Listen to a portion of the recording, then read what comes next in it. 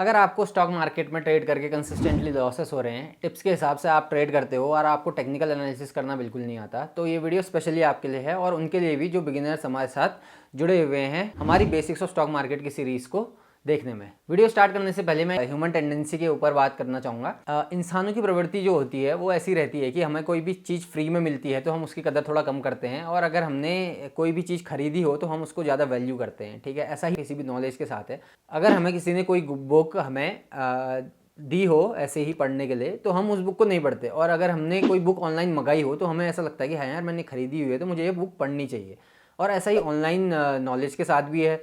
अगर हमने कोई चीज़ सीखनी है, जैसे टेक्निकल एनालिसिस हमने सीखना है, हमें फ्री में मिल रहा है, तो हम उसकी कदर कम करते हैं, उसको बहुत ज़्यादा टेंशन पे करके नहीं देखेंगे। और हमने अगर ख़रीदा हुआ है उस कोर्स को पैसे दे के, तो हम उसको ज़्यादा ध्यान से देखते हैं। तो इस बात को ध्यान में रखते हुए हम इस वीडियो में आगे बढ़ते हैं, क्योंकि जो ये कोर्स टेक्निकल एनालिसिस का कोर्स मैं प्रोवाइड करने जा रहा हूँ यहाँ पर आपके सामने, ये कोर्स जो है जब मैंने ट्रेडिंग स्टार्ट करी तो सेम कंटेंट के मैंने 10,000 रुपीज़ पे करे थे यही चीज़ सीखने के लिए। अभी के टाइम पे यूट्यूब में ये अवेलेबल फ्री में अगर आपको हो रहा है तो इस चीज़ को आप वैल्यू कीजिए। इस सीरीज़ को, बेसिक्स ऑफ स्टॉक मार्केट की सीरीज़ को प्लस टेक्निकल एनालिसिस की सीरीज़ को अगर आप पेन और पेपर पकड़ के बहुत ज़्यादा ध्यान से, जैसा कि आप किसी खरीदे हुए कोर्स को देखेंगे उतना अटेंशन दे के अगर आप इस सीरीज़ को देखेंगे तो आपको डेफिनेटली बहुत सारी चीज़ें इससे सीखने को मिलेंगी। तो इसी नोट पे हम वीडियो को स्टार्ट करते हैं।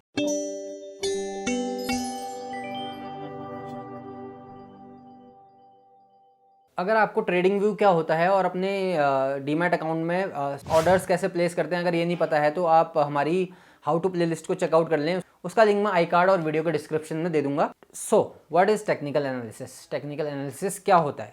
टेक्निकल एनालिसिस पढ़ाई होती है किसी भी एसेट की, हमारे केस में स्टॉक्स की, और उसके हिस्टोरिक प्राइसेस और उन प्राइसेस के मूवमेंट्स की, जिनके बेसिस पे हम कंक्लूड करते हैं कि हमने किसी पर्टिकुलर शेयर को बाय करना है या फिर सेल करना है। आई थिंक इतने शॉर्ट एक्सप्लेनेशन में ये चीज़ समझ नहीं आएगी, तो इसको हम डिटेल में समझते हैं। टेक्निकल एनालिसिस में जो सबसे ज़्यादा इंपॉर्टेंट पॉइंट्स हैं और जिनके अराउंड टेक्निकल एनालिसिस को क्रिएट किया गया है, उन पॉइंट्स को मैं अभी थोड़ा डिटेल में एक्सप्लेन करूंगा। तो इन पॉइंट्स को ध्यान से देखना, क्योंकि सारी पूरी सीरीज जो है इन पॉइंट्स पे ही बेस्ड है, इन चीज़ों पे ही बेस्ड है। तो सबसे पहला पॉइंट आता है ट्रेंड्स। शेयर प्राइसेस जो होते हैं, किसी भी पर्टिकुलर शेयर के जो प्राइसेस होते हैं वो हमेशा ट्रेंड में मूव करते हैं। एक शेयर का प्राइस फॉर एग्जांपल 100 रुपीज़ है, ठीक है। अब वो उसकी सप्लाई और डिमांड के हिसाब से वो मूव करेगा। तो वो मूव कहाँ करेगा? उसके पास सिर्फ 3 ऑप्शन है, या तो वो प्राइस ऊपर मूव करेगा, या फिर वो प्राइस नीचे मूव करेगा, या फिर वो एक ही प्राइस पे या फिर थोड़ा सा फ्लक्चुएशन के साथ एक ही रेंज में साइडवेज मूव करता रहेगा।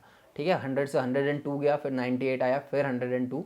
तो ऐसे रेंज में, या फिर अपवर्ड्स या फिर डाउनवर्ड्स। ठीक है, हमेशा जो प्राइस होते हैं वो ट्रेंड में ही मूव करते हैं।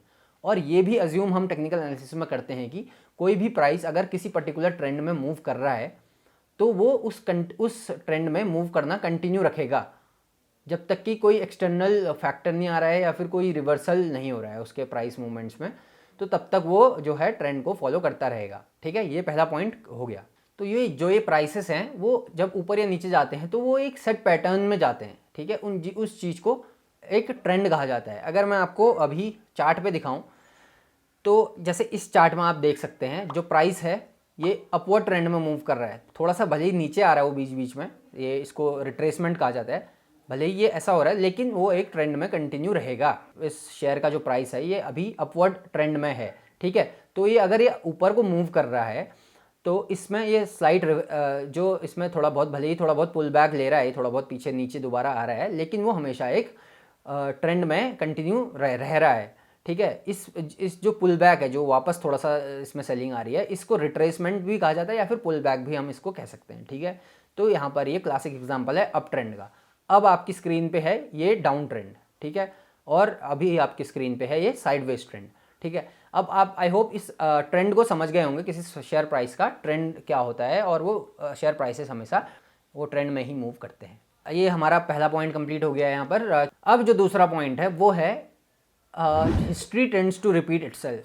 ठीक है, हिस्ट्री जो होती है, जो भी प्राइसेस के हिस्टोरिक प्राइसेस हैं, जो कि मतलब आज से पहले जितने भी रहे हैं ये पीछे, ये प्राइसेस जो भी हैं, जिस पैटर्न्स में ये मूव करा है, उन चीज़ों को जो हिस्ट्री है वो रिपीट करती है। क्योंकि इंसानों का जो बाइंग और सेलिंग का बिहेवियर होता है वो हमेशा एक ही रहता है। साइकोलॉजी होती है वो कभी चेंज नहीं होती है, तो वो इमोशंस और साइकोलॉजी के हिसाब से ही मूव करेंगे। अगर एक पर्टिकुलर यहाँ पर जैसे इस प्राइस ने यहाँ पर रेजिस्टेंस लिया, अगर सेलिंग आई है प्रीवियसली, तो बाद में भी इस पर सेलिंग आएगी। तो ये चीज़ जो है ये अज्यूम करा जाता है टेक्निकल एनालिसिस में कि हिस्ट्री जो है अपने आप को रिपीट करती है, जो हिस्टोरिकल प्राइसेस हैं वो अपने आप को रिपीट करेंगे, और जो भी चार्ट में पैटर्न्स बने हैं वो चीज़ें रिपीट होती रहेंगी। ठीक है, ये दूसरा एजम्पशन है। तो ये जो मेन पॉइंट्स थे, ये 2 पॉइंट जो हैं हमारे टेक्निकल एनालिसिस के बेस के, ये जो कॉन्सेप्ट्स हैं ये डाउ थ्योरी पे बेस्ड हैं, और इसमें और भी कॉन्सेप्ट्स हैं, बट सिंप्लिसिटी के पर्पस से मैं ये वीडियो में सिर्फ 2 चीज़ें ही मेंशन कर रहा हूँ। अगर आप इस चीज़ को डेप्थ में जानना चाहते हैं, डाउ थ्योरी को समझना चाहते हैं, तो मैं लिंक में आपको बुक्स का लिंक दे दूंगा, एक technical analysis, basics of technical analysis, उस बुक को आप खरीद के पढ़ सकते हैं अगर आप और ज़्यादा डेप्थ में जानना चाहते हैं। ये थ्योरी दी थी डाउ जोन्स इंडस्ट्रियल एवरेज और वॉल स्ट्रीट जर्नल के फाउंडर चार्ल्स डाउ ने अपने आर्टिकल्स में, जो बाद में किसी और ने पब्लिश करे थे, उन्होंने खुद पब्लिश नहीं किया था। तो इसके बेस पे ही जो टेक्निकल एनालिसिस एस्टैब्लिश हुआ है। ठीक है, अभी तक हमने जान लिया कि प्राइसेस कैसे और कहाँ मूव करते हैं। अब हम आगे जानेंगे कि प्राइसेस क्यों मूव करते हैं। अब हमने ये जान लिया कि जो प्राइसेस हैं स्टॉक के, वो ट्रेंड के हिसाब से और पास्ट के जो हिस्टोरिकल प्राइस हैं उसके बेसिस पे मूव करते हैं। अब हम इनको फर्दर एनालाइज करना सीखेंगे इन 2 मेथड्स। जो फर्दर मेथड्स हैं इनको एनालाइज करने के, वो हैं पहला कैंडलस्टिक चार्ट्स और दूसरा है इंडिकेटर्स। जो कैंडलस्टिक चार्ट्स होते हैं वो इस ही प्राइस मूवमेंट, जो हमने अभी प्राइस मूवमेंट देखा, इस ही प्राइस मूवमेंट के डेटा को, ठीक है, जैसे जो प्राइसेस एक पर्टिकुलर स्टॉक का 100 से 102, 104, 110 तक मूव करा, तो जो ये डेटा होगा, डेटा पॉइंट्स जो होंगे, इनको चार्ट में जब रिप्रेजेंट करा जाता है तो उसको हम कैंडलस्टिक चार्ट्स कहते हैं। उन कैंडलस्टिक चार्ट्स को एनालाइज करके हम इस चीज़ को एनालाइज फर्दर करते हैं। ठीक है, और दूसरा मेथड जो होता है वो होता है इंडिकेटर्स। इंडिकेटर जो होते हैं वो यही इसी प्राइस के एक्शन से डिराइव करके एक इंडिकेटर बनाया जाता है, जो इस डेटा को एक सिंपलर टर्म्स में हमारे चार्ट पे प्लॉट करके देता है, ताकि हम थोड़ा ईजियर तरीके से उस डेटा से कोई फर्दर कंक्लूजन को ड्रॉ कर सकें। आपने वेदर फोरकास्ट देखा होगा टीवी में, या फिर आजकल फ़ोन में भी, मोबाइल में गूगल हमें बता देता है कि आपके एरिया में कल बारिश होने वाली है। तो उसके हिसाब से आप में से बहुत सारे लोग उसको यूज़ भी करते होंगे, और उसके हिसाब से ही हम जो है अपना प्लान्स को बनाते हैं अपने, कि हम कल अगर बारिश हो रही है तो हम बाहर नहीं जाएंगे, या जो भी हम आउटडोर प्लान्स नहीं बनाएंगे उसके हिसाब से। और बहुत बार ऐसा होता है कि ये जो फोरकास्ट होता है वो सही होता है, और कुछ बार ऐसा भी होता है कि ये गलत हो गया, हम बारिश का फोरकास्ट था और बारिश हुई नहीं एक्चुअल में। अब ये गूगल वाले या फिर न्यूज़ वाले कैसे बताते हैं, इन्हें फ्यूचर कैसे पता? तो ये लोग करते हैं, इनके पास जैसे मेटेरोलॉजिकल डिपार्टमेंट के पास हमारे बहुत सारे सैटेलाइट्स होती हैं जो कि डेटा को कलेक्ट करती हैं, ह्यूमिडिटी के, टेम्परेचर के, और विंड कहाँ से चल रही है, क्लाउड्स कितने बने हुए हैं। तो इन सब चीज़ों को एनालाइज करके ये लोग प्रिडिक्ट कर पाते हैं, एनालाइज करके प्रिडिक्ट कर पाते हैं कि हाँ, मे भी दूसरे दिन यहाँ पर बारिश होने के ज़्यादा चांसेस है। तो सेम इसी तरह ऐसे फैक्टर्स को एनालाइज करके हम स्टॉक मार्केट में भी पीछे के प्रीवियस डेटा पॉइंट्स को कलेक्ट करके हम एक कंक्लूजन पे आते हैं एनालिसिस करके। तो सेम तरीके से जैसा कि वेदर फोरकास्ट में हमेशा 100% ट्रू नहीं होता, लेकिन ज़्यादातर सच होता है, वैसे ही टेक्निकल एनालिसिस भी एक प्रोबेबिलिटी पे बेस्ड साइंस है। मोस्ट लाइकली आउटकम बताती है, एक्चुअल फ्यूचर इवेंट को प्रिडिक्ट करना इसका काम नहीं है, क्योंकि फ्यूचर सिर्फ भगवान जानता है।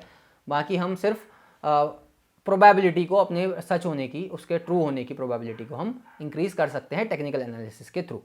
इस लिमिटेशन को बहुत सारे ट्रेडर्स नहीं समझ पाते और बड़े बड़े लॉसेस ले लेते हैं, और वहीं पर जो लोग इस प्रोबेबिलिटी के कॉन्सेप्ट को समझ जाते हैं, उन लोगों ने बिलियंस ऑफ डॉलर्स भी इस मार्केट से कमाए हैं। हाँ, सही सुना आपने, बिलियंस ऑफ डॉलर्स। और ऐसे कुछ ग्रेट ट्रेडर्स की स्टोरीज को अगर आप देखना चाहते हैं, तो उनमें से एक जो बहुत बड़ा बेटर एग्जांपल है वो है जिम साइमंस का, जिनकी लाइफ को आप गूगल भी कर सकते हैं, और आप उनकी लाइफ को हमारे आने वाली ग्रेट ट्रेडर्स की प्लेलिस्ट में भी देख सकते हैं, जिसके लिए आपको चैनल को सब्सक्राइब करना पड़ेगा और बेल आइकन को भी दबाना पड़ेगा। तो इस प्रोबेबिलिटी ऑफ आउटकम को हमने कैसे अपने फेवर में करना है, ये हम सीखेंगे कैंडलस्टिक चार्ट्स से, इंडिकेटर्स की स्टडी से, पैटर्न्स की स्टडी से आने वाले वीडियोस। तो आई थिंक ये वीडियो थोड़ा हेल्प करेगा उन मिसकंसेप्शंस को हटाने के लिए जो स्टॉक मार्केट को बस गैम्बलिंग समझते हैं। उन्हें पता चला होगा कि रैंडम लोगों के लिए ये डेफिनेटली गैम्बलिंग ही है, but not for educated and intelligent people. Just like कोई रैंडम इंसान वेदर प्रिडिक्ट करने के लिए बस गैम्बल कर सकता है, बट वेदर डिपार्टमेंट तुक्का नहीं लगा रहा है। तो आपको भी ये स्टडी करनी है to become the weather department of stock market. तो I will see you soon in this journey.